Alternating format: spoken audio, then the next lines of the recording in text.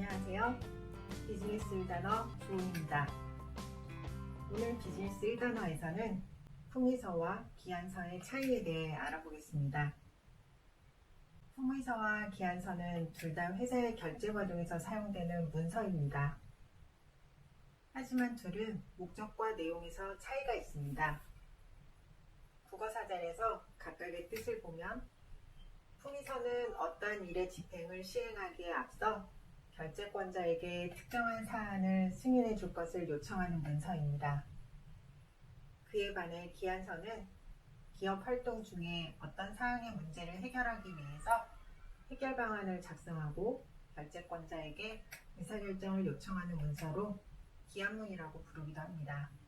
다시 말해 품위라 함은 어떤 내용을 수행하기에 앞서서 허락이나 승인 등을 구하기 위해 올리는 것이고, 이러한 승인 등을 구하기 위해서 그 과정을 조금 더 상세히 설명하고 그 내용에 관해서 결제를 올리는 것이 일반적으로 말하는 기한서인 것입니다. 이것을 조금 더 쉽게 설명해 볼까요?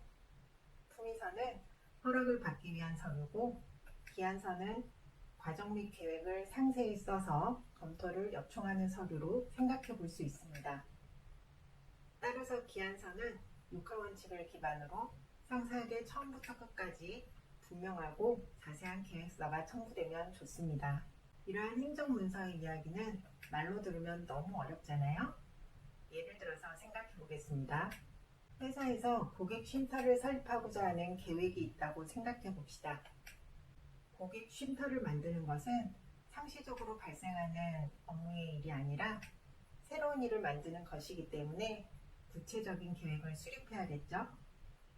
담당자가 거기에 대해서 조사를 하고 고객 쉼터 설립안을 작성해서 제출하는 경우에는 기한이라고 볼 수 있으며, 고객 쉼터의 설립이 회사에서 결정이 되고 고객 쉼터의 설립과 운영에 필요한 인원과 비용 지출에 대한 문서의 작성은 품위라고 볼 수 있습니다. 아직 많은 직장에서 품위서라는 단어를 사용하고 있지만 국립국어원에서는 일본어투 용어 순화를 위해 품위서를 건의서로 순화하여 표현하라고 안내하고 있습니다. 여기서 잠깐, 품위서와 기한문이 보고서와 차이가 있냐고요? 네, 차이가 있습니다. 업무를 시작하기 전에 올리는 품위서나 기한서와는 다르게 보고서는 업무의 과정이나 결과에 대해서 보고하는 문서입니다. 직장 생활에 또 다른 팁이 있다면, 품위서와 기한서 같은 것을 사용하지 않는 회사도 많지만 체계적인 업무를 위해서는 꼭 작성해 두는 것이 좋습니다.